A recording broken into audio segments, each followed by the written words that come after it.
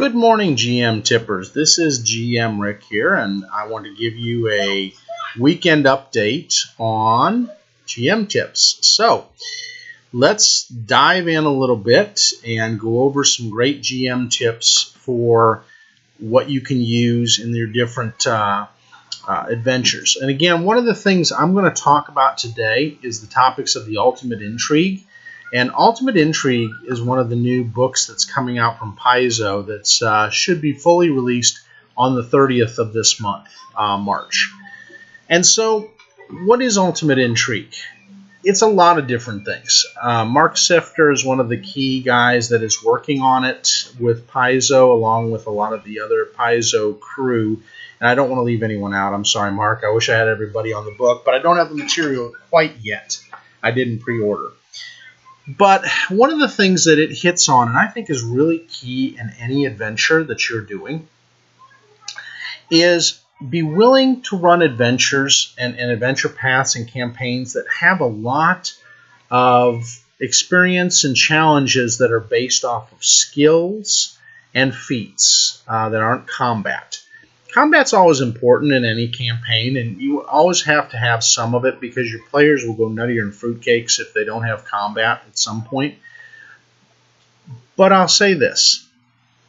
If all your campaigns are just combat encounters, encounter combat, and if you don't combat, you don't get any experience, then let's just say your players will become dull players.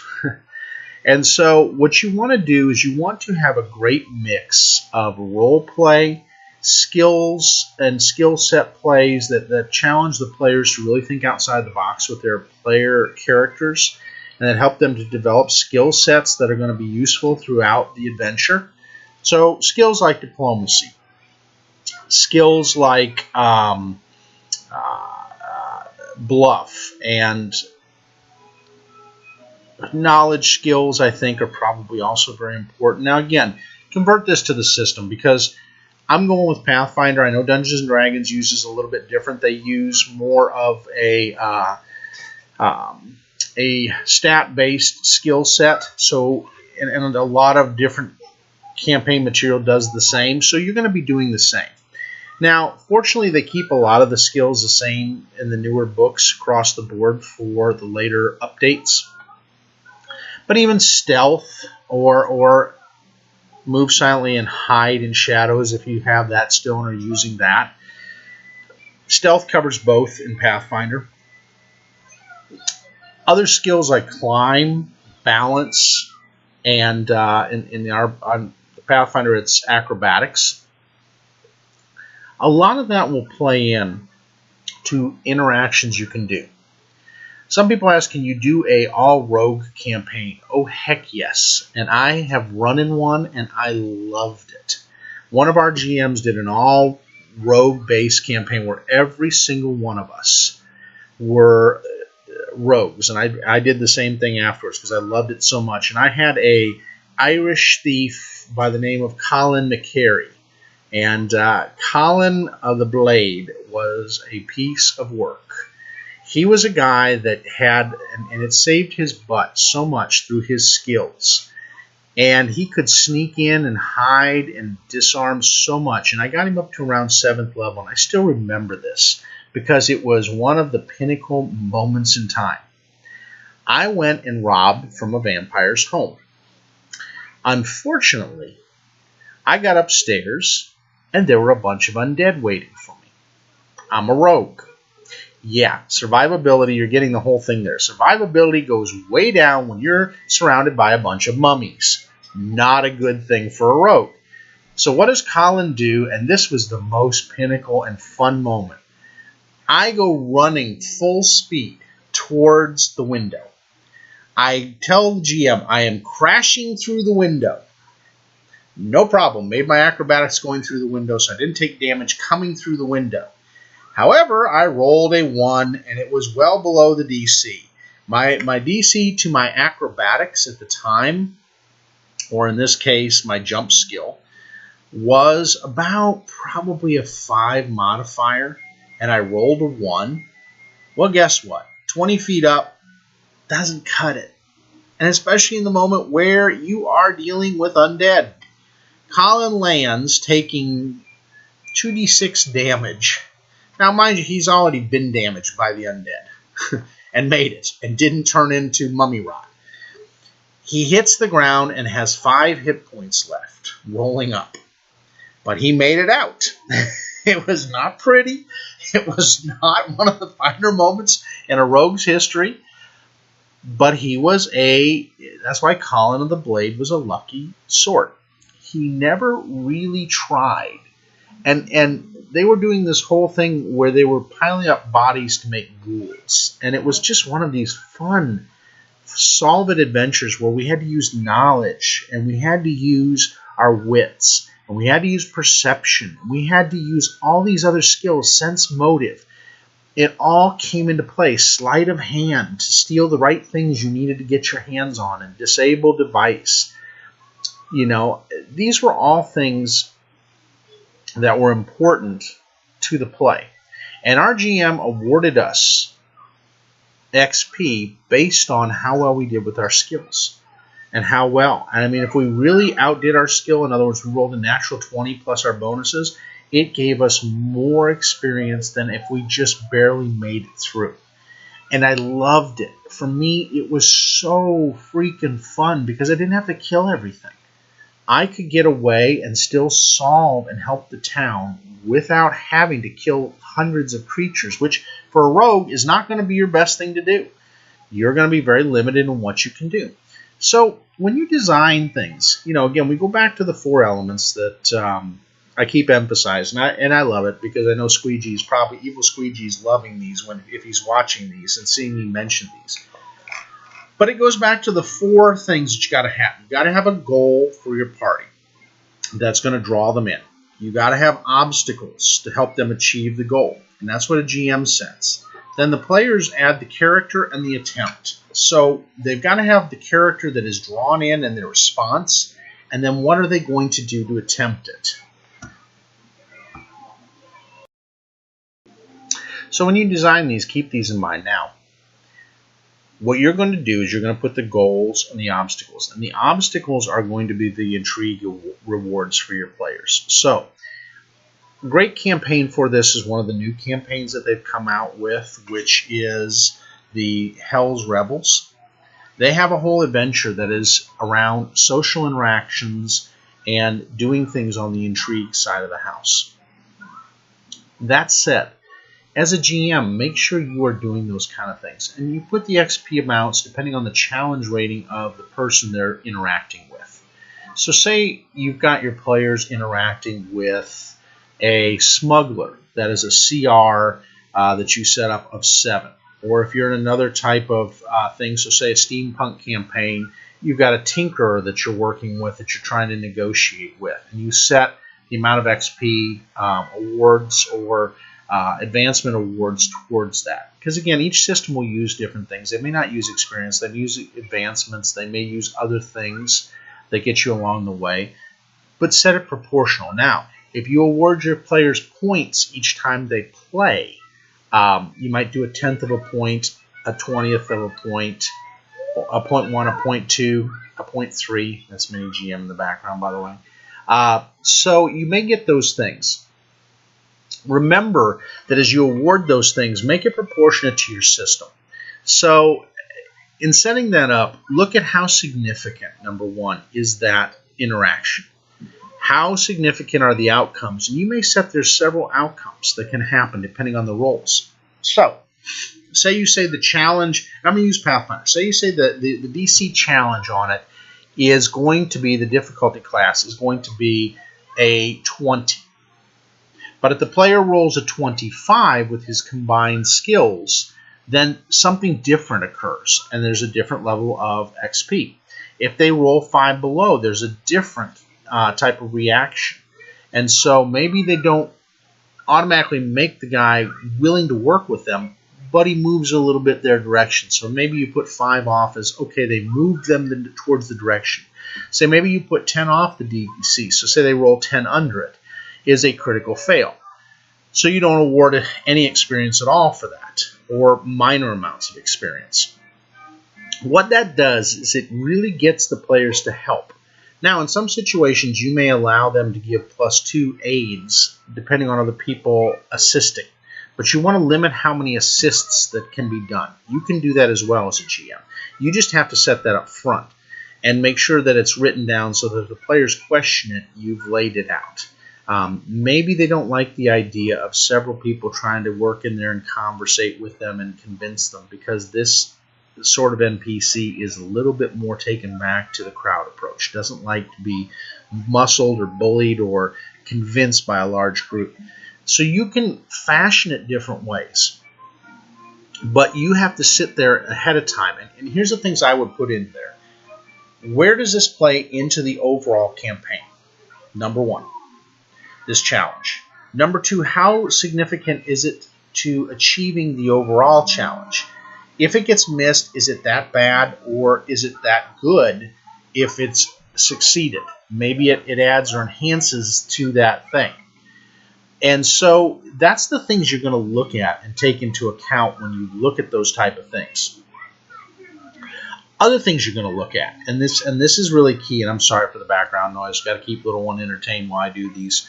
But the other thing you can look at is, how does each of these play into the next one? So you're already setting up in your mind how each and where each path goes off. So I would suggest draw you a little chart. You know, I know people hate flow charts of if this, then this. But let me tell you something. It makes it so much easier when you do that, because then you can free play it if you know if this, then this. If this, then this. And so you can give different outcomes. You can put it depending on the DC. So you put a DC 20 succeed here, just making it. A DC 25 succeed here. It goes this way. A DC 40 succeed here. A critical fail here. A really bad, a minor fail but not a real bad fail here. And it gives you a step on where it can go next. And it makes it real easy, so you're not having to write out a lot of worded material, but it gives you just a flow of this goes to this. This will lead to this. This does this.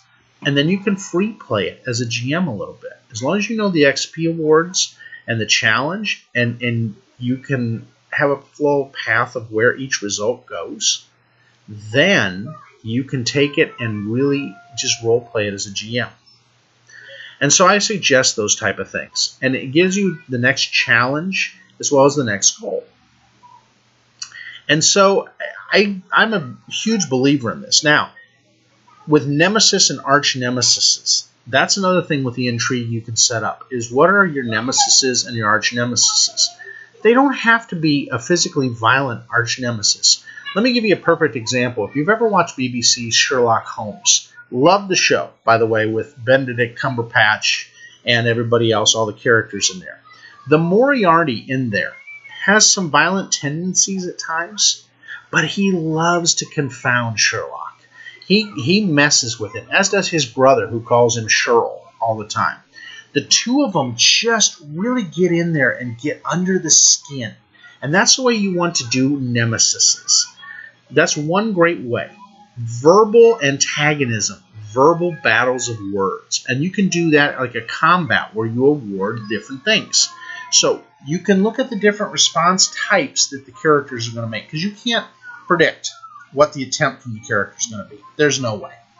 But you can look at different types. The player responds antagonistically and aggressively. The player is deft and elusive. The player is this. And you can take it down the different paths. And that's the way I look at things, is you can really have some fun with Nemesis.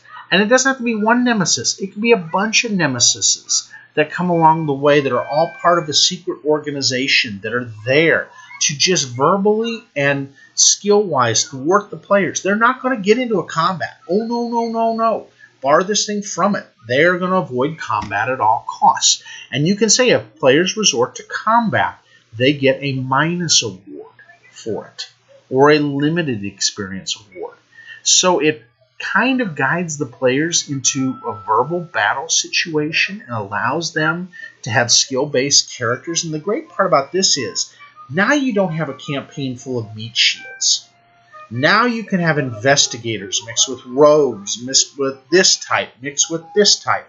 And the great part is you get your thinker type playing characters out of the people by knowing that they don't have to do tons of combat, that it's going to be very skill based, and you may want to tell them that ahead of time. Hey, guys, I really want you to know this campaign is going to be more skill based, and I want you to really think out of the box when it comes to the type of players you would play for this.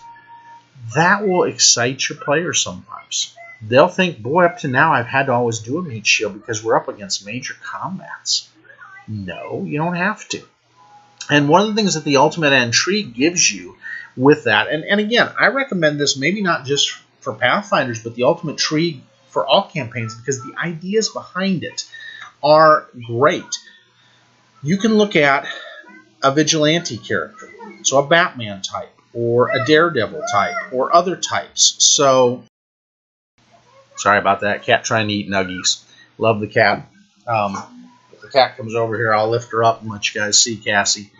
So, you can do almost a medieval heroish kind of campaign, or kind of anti-heroes. Because Batman and Daredevil were kind of anti-heroes. And there's other ones you can do like that. So by day, you're this eloquent, normal individual. By night or by circumstance, you get into this garb and become this masked hero. And really kind of an anti-hero. Because some are more violent than others. I look at Green Arrow as a perfect example. Green Arrow on the CW comes off as very violent and killer in the beginning. He kills his foes with his skills. But later on, he decides, you know what, that isn't great for me as a human being in my relationships. So I need to get around that and think outside that and do some things that are outside the box. So you can take players different directions with this. And the great part about it is they don't have to be these really bad meat shields. They can be really skill-based, especially even against the big baddies. You can make skill defeats for the baddies. So, for instance, if they're up against a vampire, you might put in certain skill defeats if they just drive the vampire off or drive him off of his target or his mark. And those are the kind of things that you can do with your campaigns that are a little bit more unique than just okay, kill it dead, we got to go back to its lair, kill it dead. Remember that. I love one of the adventure paths that I play with my players because they had to align with a vampire lord in order to defeat an undead cult. He was not pro the undead cult because it was interrupting his harmony in a city that basically allowed him and his kind to exist. But they were preying upon him and his kind to advance their own causes because they felt betrayed by him moving towards a working relationship with the humans, the living. So you can do those type of things where the characters are kind of gray, where they work with another criminal in order to defeat a worse criminal. And it's kind of one of those plays. The Dresden Files, another great book for that. And the Dresden Files did that.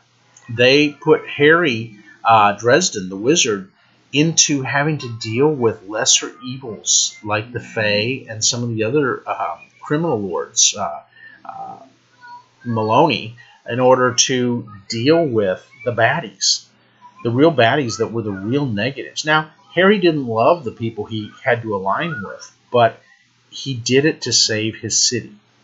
And that's the kind of fun you can have with Intrigue. You can pull shades of gray.